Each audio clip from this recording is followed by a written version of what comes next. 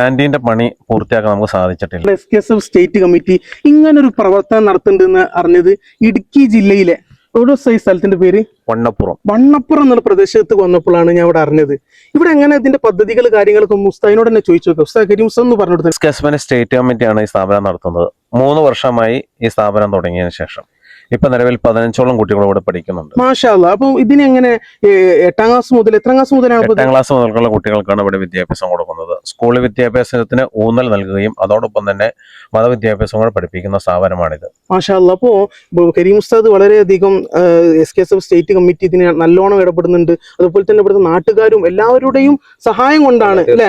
തീർച്ചയായിട്ടും എല്ലാവരും സഹായം കൊണ്ടാണ് ഇവിടെ നല്ല രീതിയിൽ മുന്നോട്ട് പോകുന്നത്. പക്ഷെ കരീം ഉസ്താദ് എന്നോട് നമ്മളിവിടെ വന്ന് കുട്ടികളെ അഭിസംബോധന ചെയ്ത് സംസാരിച്ചു കാര്യങ്ങളൊക്കെ ചെയ്തു. പക്ഷെ കരീം ഉസ്താദ് സങ്കടം പറഞ്ഞിട്ടുണ്ട്. അതെന്താ സാർ?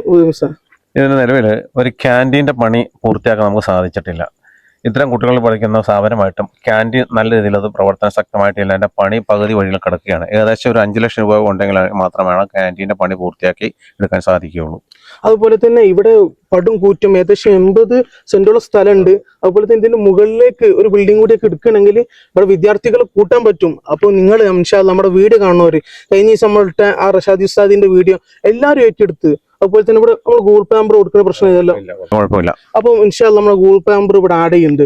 അപ്പൊ നിങ്ങളോട് കഴിയണ ഒരു ഹദിയ നമ്മുടെ SKSF സ്റ്റേറ്റ് കമ്മിറ്റി നേരിട്ട് നടത്തുന്ന ഒരു സ്ഥാപനമാണ്. അതുപോലെ തന്നെ ഇവിടെ നാട്ടുകാരും എല്ലാവരും ഇവിടുത്തെ ഇതിന്റെയൊക്കെ മെയിൻ നേതാക്കളാണ്. അതുപോലെ തന്നെ നല്ല ഇവിടെ സമസ്തക്ക് നാളത്തെ വാഗ്ദാനങ്ങളായിട്ടുള്ള പ്രിയപ്പെട്ട മുത്താലിമീങ്ങളാണ്.